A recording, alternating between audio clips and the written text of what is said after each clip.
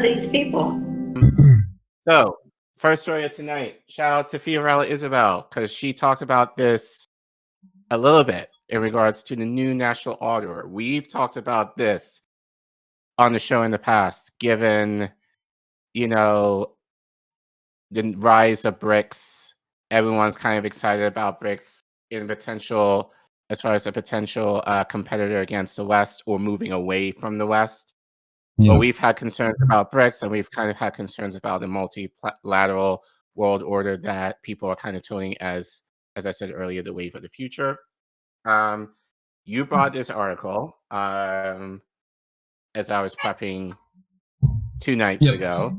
So this is from Jeffrey Sachs, where he posted on ScheerPost/Urban News, where he writes about giving birth to the new national order. So basically, we're going to read pros and cons from him and Cornelia Bernard from Consortium. So we're going to hear both sides, and we'll kind of discuss it here. Let us know in the chat what you guys think about all of this. So as far as the pros, Jeff writes, actually, you know what? Let me go to my other screen here. Which, and we'll get to it in a bit, but he definitely is not like, he definitely sees some issues as well, which is interesting, but you'll get into it as you read. Yeah.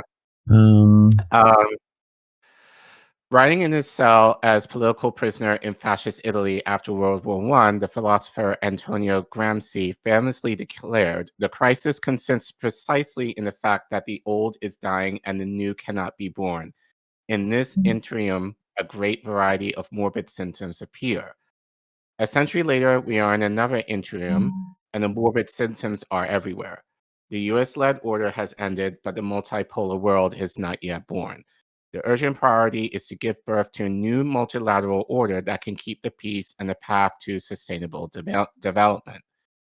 We are at the end of a long wave of human history that commenced with the voyages of Christopher Columbus and Vasco da Gama more than 500 years ago. Those voyages initiated more than 4 centuries of European imperialism that peaked with Britain's global dominance from the end of the Napoleonic Wars, 1815, to the outbreak of World War I, 1914. Following World War II, the US claimed the mantle as the world's new hegemon. Asia was pushed aside during this long period. According to widely used macroeconomics estimates, Asia produced 65% of world output in 1500, but by 1950, that share had declined to just 19%, compared with 55% of the world population. In the 80 years since World War II, Asia recovered its place in the global economy. Japan led the way with rapid growth in the 1950s and 60s, followed by the 4 Asian tigers, Hong Kong, Singapore, Taiwan, and Korea, beginning in the 1960s and 1970s, and then by China beginning around 1980, and India beginning around 1990. As of today, Asia constitutes around 50% of the world economy, according to IMF estimates. The multipolar world will be born when the geopolitical weight of Africa, Asia, and Latin America matches their rising economic weight. This needed shift in geopolitics has been delayed as the US and Europe cling to outdated prerogatives built into international institutions and to their outdated mindsets. Even today, the US bullies Canada, Greenland, Panama, and others in the Western Hemisphere and threatens the rest of the world with unilateral tariffs and sanctions that are blatantly in violation of international rules. Asia, Africa, and Latin America need to stick together to raise their collective voice and the UN votes to usher in a new and fair international system. A crucial institution in need of reform is the UN Security Council, given its unique responsibility under the UN Charter to keep the peace. The 5 permanent members of the UN Security Council, the P5, Britain, China, France, Russia, and the United States, reflect the world of 1945, not of 2025. There are no permanent Latin America or African seats, and Asia holds only 1 permanent seat of the 5, despite being home to almost 60% of the world population. Over the years, many new potential U.S. Security Council permanent members have been proposed, but the existing P5 have held firmly to their privileged position. The proper restructuring of the UN Security Council will be frustrated for years to come. Yet there is one crucial change that is within immediate reach, and that would serve the entire world. By any metric, India disputedly merits a permanent seat on the UN Security Council. Given India's outstanding track record in global democracy, its admission to the UN Security Council would also elevate a crucial voice for world peace and justice. On all counts, India is a great power. India is the world's most populous country, having overtaken China in 2024. India is the world's third largest economy measured at international prices, purchasing power parity at $17 trillion, behind China, $40 trillion, and the United States, $30 trillion, and ahead of all the rest. India is the fastest growing major economy in the world, with annual growth at around 6% per year.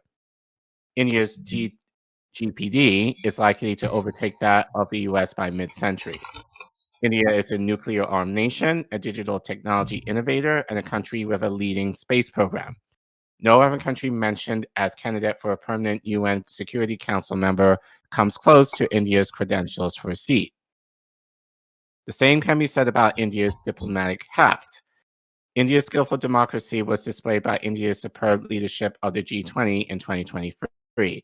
India defiantly managed a hugely successful G20 despite the bitter divide in 2024 between Russia and the NATO countries. We did talk about which we covered, and we didn't like a lot of what happened there. No, about a couple years ago. Right. Wasn't this where India literally hid their pores behind curtains? Yes. Okay. Yes. Just making sure. Yes. Yes. Yep.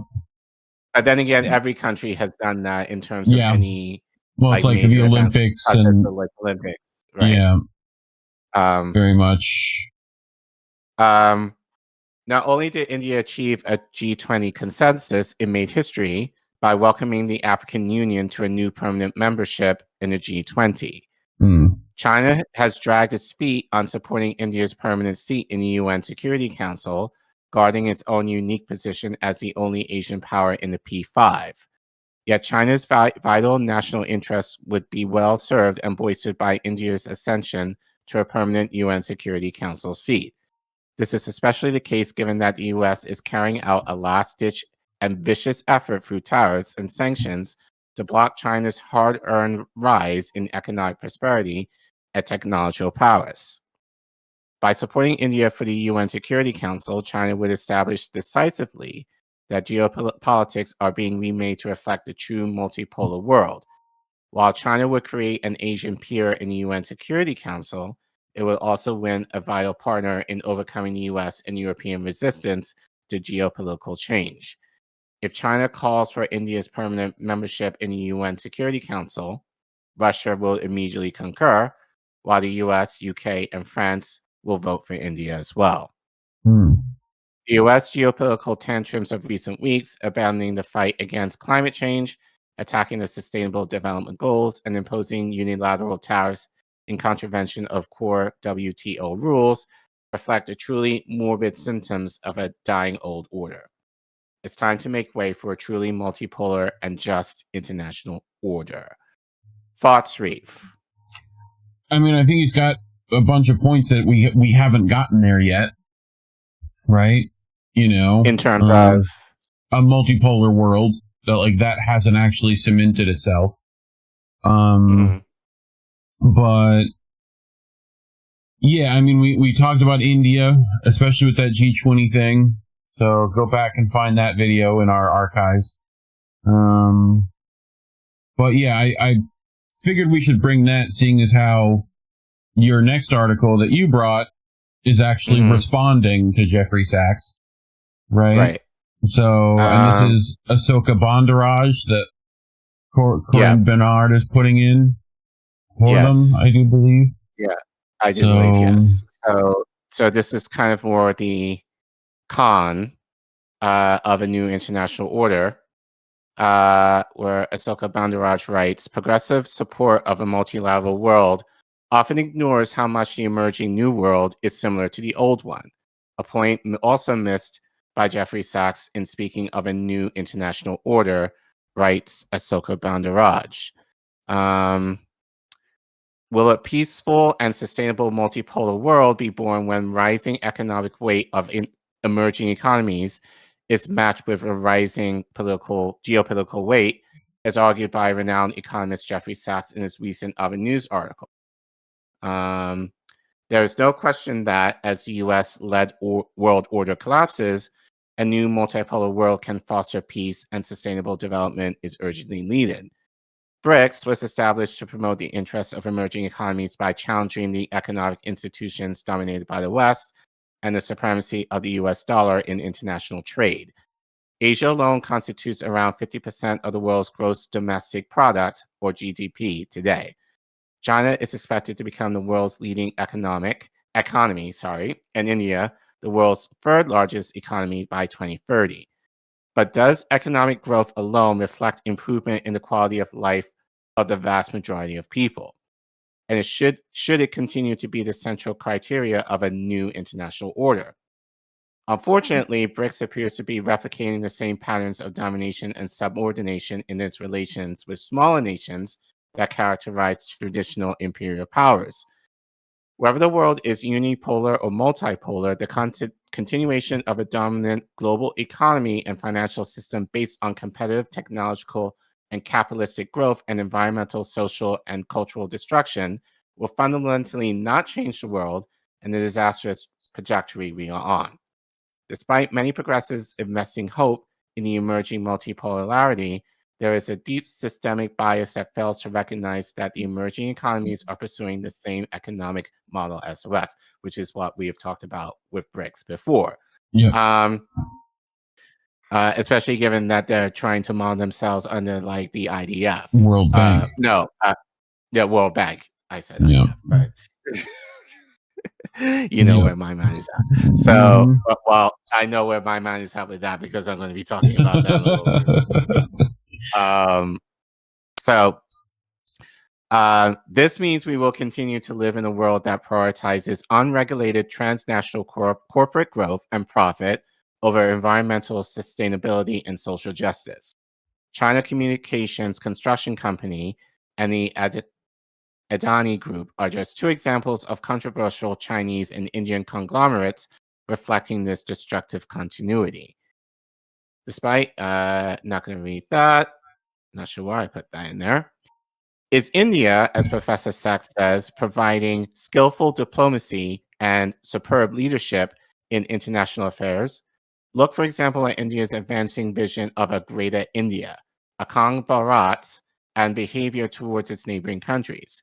Are these not strikingly similar to U.S. strategies of hegemonic interference?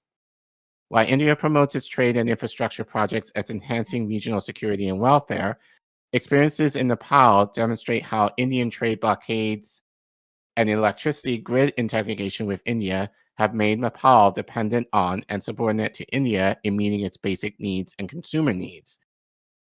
Similarly, Bangladesh's electric agreement with the Adani Group has created a situation allowing Adani to cut power supply to Bangladeshi consumers. Since the fall of the Sheikh Hasina regime in Bangladesh, there has been a widespread demands to cancel the deal with Adani, which is seen as unequal and harmful to Bangladesh. Similarly, recent agreements have made with Sri Lanka, which expand India's energy colonialism and overall political, economic, and cultural dominance, threatening Sri Lanka's national security, sovereignty, and identity.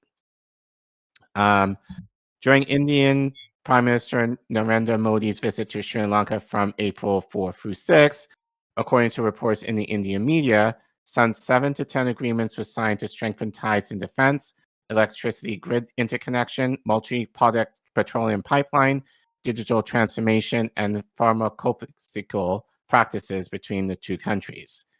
The agreements have been signed by using Sri Lankan presidential power without debate or approval of the Sri Lankan parliament.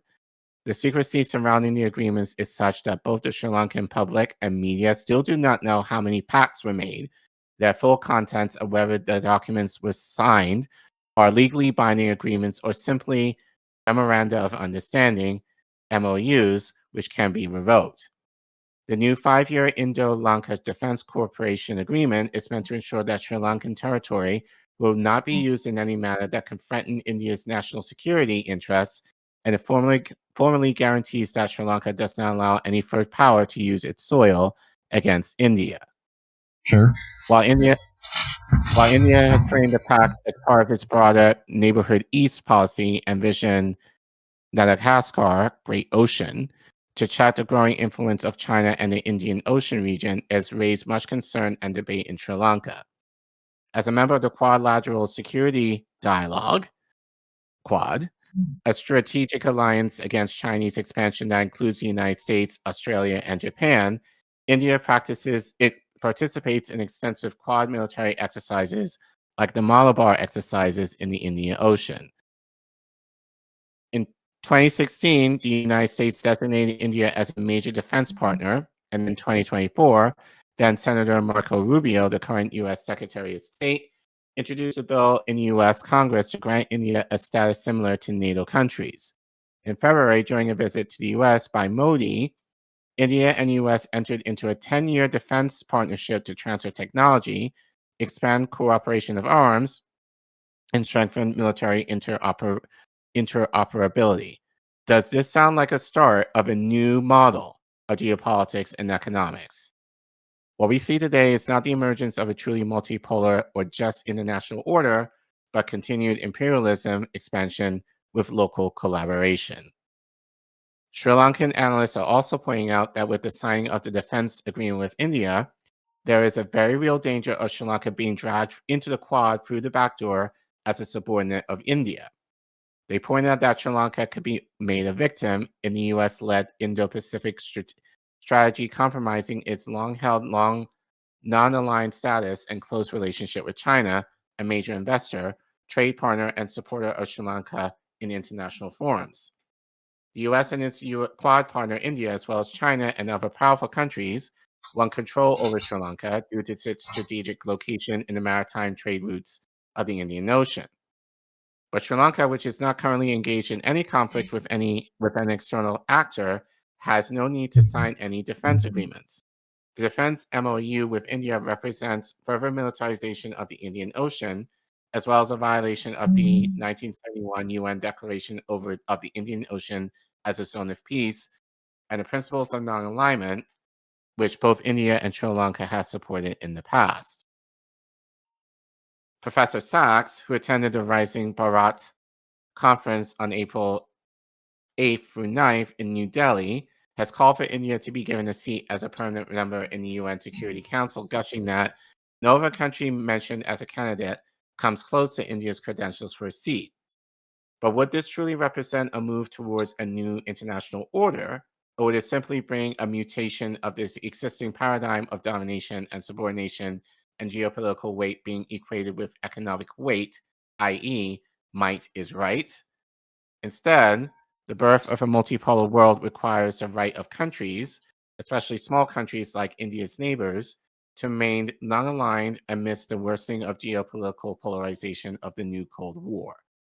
What we see today is not the emergence of a truly multipolar and just international order, but continued imperialism expansion with local collaboration prioritizing short-term profit and self-interest over collective warfare, leading to environmental and social destruction. So to conclude, breaking free from this exploitative world order requires fundamentally reimagining global economic and social systems to uphold harmony and equality. It calls on people everywhere to stand up for their rights, speak up, and uplift each other. In its global transformation, India, China, and the newly emergent economies have significant roles to play. As nations that have endured centuries of Western imperial domination, their mission should be to lead the global struggle of demilitarization and the creation of an ecological and equitable human civilization, rather than dragging smaller countries into a new world war. So, kind of long-winded, but essentially, I think honestly brought up more concerns that we probably didn't necessarily bring up. But I think what we said, I think the base of it is, especially with BRICS, is that they're using Western tactics essentially to make the case for themselves, which is not exactly what they should be doing. You should be trying to move away from the rest, not copy paste their practices for your Well, own I think means. And then it's also a factor of like a lot of these countries, China and India specifically, Brazil too. Oh, thanks, Sean. Appreciate you. You know, always appreciating us with monies. You know, so he just takes some gold off the stack he has and throws it our way. But India, China, Brazil, specifically when it comes to BRICS, still have ties to the West, which I think is what's being brought up here too, of like, and Israel, specifically when it comes to India and Brazil. right. So, and we're gonna get into Israel later. Yeah. In terms of what's happening in Somaliland and I think, again, I don't know a lot about Somaliland, but just given what I briefly learned, but you can kind of guess given we'll see like once we get into it, but given like Sri Lanka is also very strategic, you can guess where, which obviously brings a lot of interest to Israel and the West currently. So and C it's brought just up the idea last week about the non-aligned axis needs to be more aligned, you know, and that's also a problem with this too, is that you got all these countries with feet on both sides of the fire here, you know, that they're still wanting to interact with the United States economically and militarily, while also being part of this non-aligned axis where they can't actually join up and compete against the Western powers necessarily either. You know, especially when it comes to places like Iran and Syria and Lebanon and that kind of situation. So, you know, all those countries have had sympathetic ties to Israel. Where is Africa in all of this? That's kind of that like they talk about Asia frequently and it makes sense, but Africa also like has kind of been undermined in all of this. Like, just they have a lot of resources too, which everyone and their mother is taking, but no acknowledgement of what Africans can actually do for themselves in order to elevate themselves in the economic prosperity, given this rising multipolar world. But it's all basically Asia, where yes, I understand as far as the tech and all of that, but a lot of the raw materials that like the Chinese are using, especially for compute, like a lot of tech, are coming from Africa. So that was just kind of a shame that even in this, that Africa wasn't mentioned in this conversation at all. Sachs mentioned it more than Sachs was like, they're not getting a seat at all, in anything.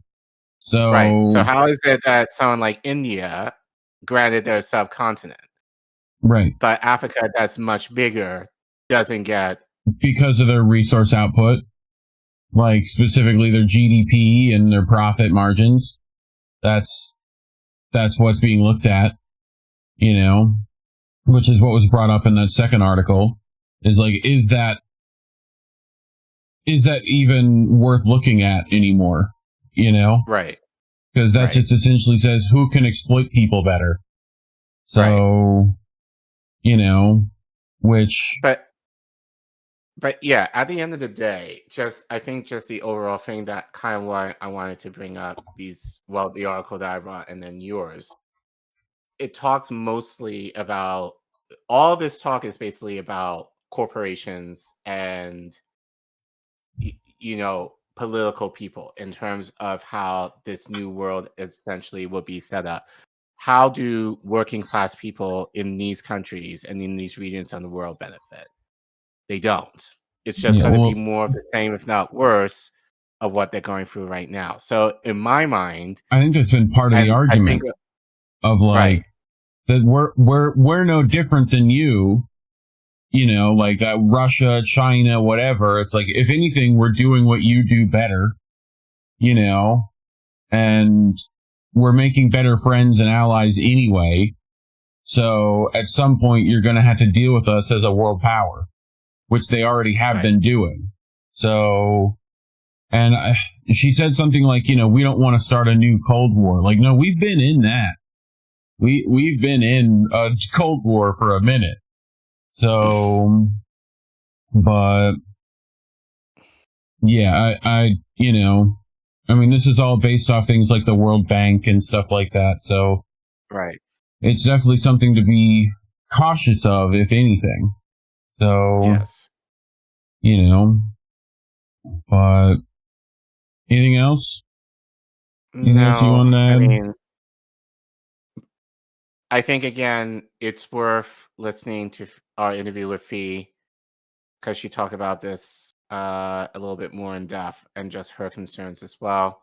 So that's why I also kind of brought it. I thought it was a great supplement to what Fee was saying to us, or kind of what her observation is when we spoke to her last week. So go check out that interview if you haven't. But talking about stories like these are why we're demonetized. So if you want to help us, like Sean just did early in this segment, you can scan the QR code that you see on your screen, or you can go to the Ko-fi link that you see in the bottom of your screen, or if you go to our description, you can donate to PayPal, Substack, and what's the third one? CashApp. There we go. If you want to donate to us, right down there. But if you want to see your thing on screen, then let us know. And actually, we should talk about this a little bit more. I think we kind of talked about the idea of, gifting people maybe after a certain amount, like their choice of a soundboard thing, I guess. So I think maybe Sean should be among the first since he gives consistently. So, but we'll talk about that and we kind of more formalize that at some point. But actually, I think you guys kind of came up with that idea, which I think was, I think, a very good idea. But anyway, regardless. So yeah, if you want to help us out financially, please do that. Otherwise, we know a lot of you do not necessarily have the money to give. So the best and the free way is to like and subscribe to our channel, and please share our content to help us fight the suppression, and make sure you leave a comment. So what do you think about this? I don't want to call it debate, but this whole idea of a new national order, trying to move away from the West, even though a lot of these countries are still embedded in the West and are still utilizing a lot of those same Western practices to capitalize and imperialize other nations, and more especially the working class in those nations in particular.